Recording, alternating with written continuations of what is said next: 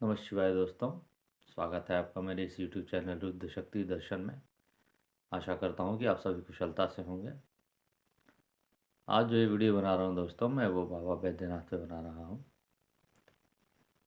बिहार के देवघर में जो महादेव का ज्योतिर्लिंग है, उसे वो बाबा बैद्यनाथ के नाम बाबा बैद्यनाथ धाम के नाम से प्रसिद्ध है।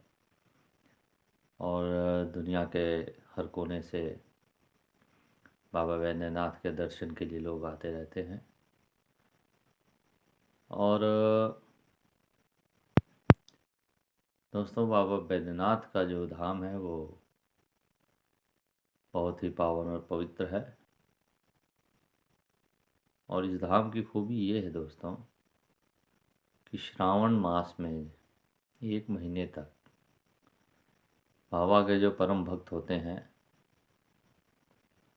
वो सुल्तानगंज से गंगा जल भरते हैं अपने कांवर में, और 105 किलोमीटर की कठिन यात्रा नंगे पैर करते हुए वो बाबा बैद्यनाथ के धाम में आते हैं और उनके ऊपर जल ढाल करके अपनी पूजा सफल करते हैं और बाबा से अपना मनोवांछित फल प्राप्त करने के लिए प्रार्थना करते हैं दोस्तों।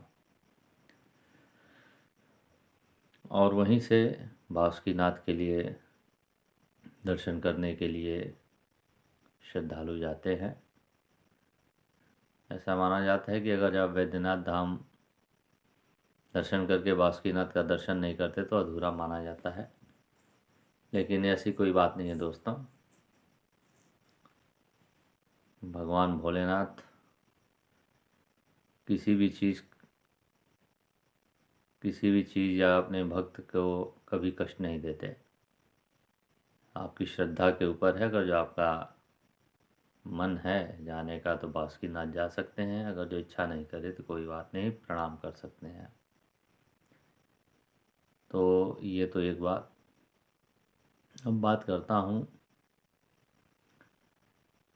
उस स्थान की। तो ऐसा माना जाता है कि जब माँ सती का शरीर के टुकड़े किए थे श्री विष्णु ने, तो ऐसा माना जाता है कि इसी स्थान पर माँ का हृदय गिरा था। तो आप देखेंगे कि वहाँ माँ का भी एक मंदिर है जो बाबा धाम के जस्ट बगल में ही है, बाबा बैद्यनाथ और माँ पार्वती का मंदिर। और लाल रंग के धागे से उनका जो छत्र है एक में बंधा हुआ रहता है, जिसे आप गठजोड़ कह सकते हैं। माँ पार्वती और देवादिदेव भोलेनाथ का गठजोड़ मंदिर का हुआ रहता है। लाल रंग का कई धागे बंधे हुए होते हैं। तो ये जो बाबा बैद्यनाथ के बाद माँ की पूजा अवश्य करनी चाहिए। माँ, क्योंकि शिव और शक्ति दोनों की पूजा बहुत ही लाभदायक होती है। जैसे कि मल्लिकार्जुन शिवलिंग में है, मल्लिकार्जुन ज्योतिर्लिंग में जैसे आप साथ में दर्शन कर सकते हैं, यहाँ भी माँ और भोलेनाथ का दर्शन आप कर सकते हैं। तो वो मल्लिकार्जुन में एक शिवलिंग में ही प्रतिस्थापित हैं दोनों देवी देवता, और यहाँ पे जो है अलग अलग मंदिर है जस्ट बगल में ही, वहाँ पे आप दर्शन कर सकते हैं। तो बात एक ही है, चाहे एक साथ करें या थोड़ा समय के अंतराल पे करें, तो दर्शन परिपूर्ण हो जाता है आपका और आपकी मनोकामनाएं पूर्ण होती हैं। बाबा बैद्यनाथ की जो कथा है दोस्तों, वो एक बार ऐसा था कि त्रेता में जब रावण कठिन तप करके कैलाश पे गया और देवादिदेव महादेव से जिद करने लगा कि प्रभु चलिए आप लंका में ही निवास करिए, तो भोलेनाथ बहुत ही भोले हैं, उन्होंने ना नहीं किया और उन्होंने रावण को एक शिवलिंग दिया और शिवलिंग को कहा कि इसको ले तो जा रहे हो लेकिन ज़मीन पे कहीं मत रखना। अगर जो ज़मीन पे रख दिया तो फिर ये शिवलिंग उठेगा नहीं तुमसे, वहीं पे स्थापित हो जाएगा। तो रावण ऐसा करके चला गया लेकर। अब देवताओं के मन में ये हुआ कि अगर जो शिवलिंग लेकर लंका में स्थापित कर देता है तो इसको हराना असंभव है, क्योंकि जिसके पास महादेव होंगे विजय उसी की होगी। तो देवताओं ने क्या किया कि वरुण देव को कहा कि आप इसके उदर में, पेट में समाहित हो जाइए, जिससे कि इसे लघुशंका लगे और इसकी लघुशंका ख़त्म ही ना हो। तो वही बिहार के देवघर जाते जाते रावण को बहुत तेज लघुशंका लगी और उसी समय श्री विष्णु ब्राह्मण का रूप धारण करके उसके समक्ष आए। तो रावण ने कहा कि हे विप्रवर, इसे थोड़ा देर के लिए आप इस शिवलिंग को पकड़ के रखिए, मैं थोड़ा लघुशंका करके आता हूँ। तो उस ब्राह्मण देव ने कहा कि जो जैसा उचित है, लेकिन शीघ्र आइएगा, मुझे भी काम है। तो रावण ने कहा कि ठीक है, और रावण लघुशंका करने के लिए चला गया। लघुशंका करते करते उससे बहुत समय बीत गया दोस्तों। ब्राह्मण देव कह रहे हैं कि जल्दी आइए, नहीं तो मैं इसे यहीं रख दूंगा। अब रावण कह रहा है कि नहीं, भूमि पे मत रखिएगा, मैं आ ही रहा हूँ। लेकिन लग ही नहीं रहा था कि रावण की लघुशंका खत्म होगी, और अंततः उस ब्राह्मण देव ने शिवलिंग को वहीं पे रख दिया, और शिवलिंग के रखते ही वो शिवलिंग वहीं पे स्थापित हो गया दोस्तों।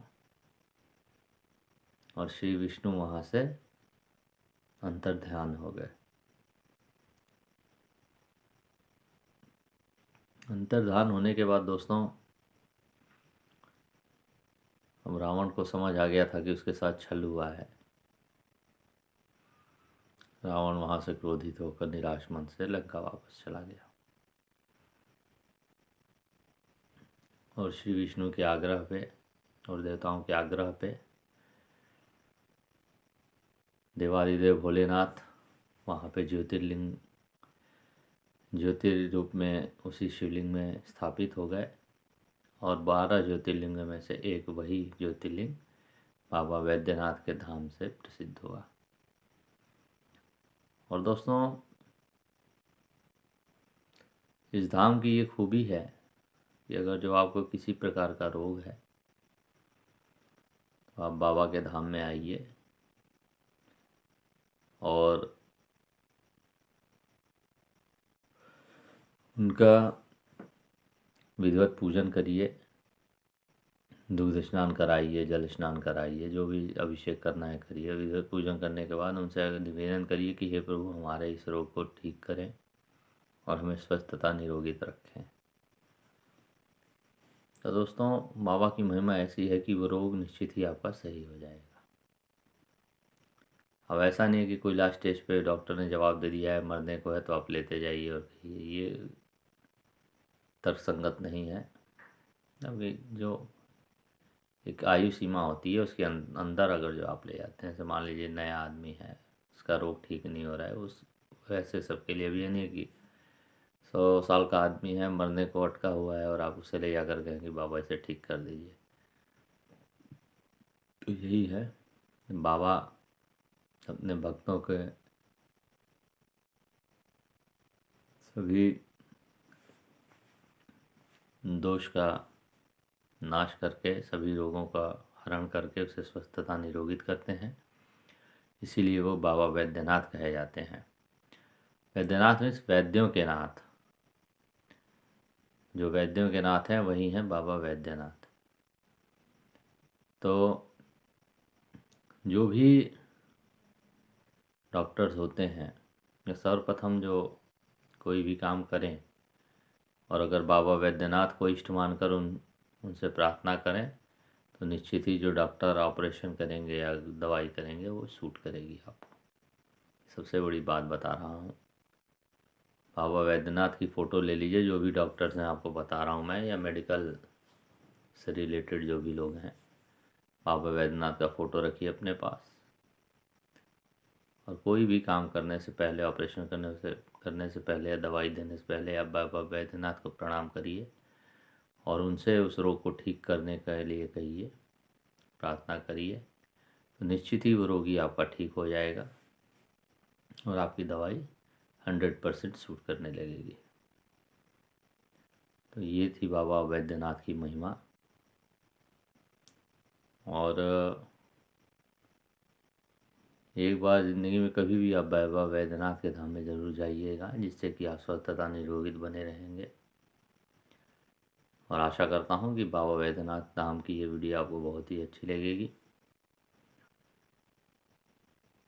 तो दोस्तों, मेरे इस चैनल को इसी तरह आगे बढ़ाते रहिए, सब्सक्राइबर्स बढ़ाते रहिए, वीडियोस को अधिक से अधिक देखिए, लाइक शेयर करिए, अपने ग्रुप में भी इसको शेयर करते रहिए।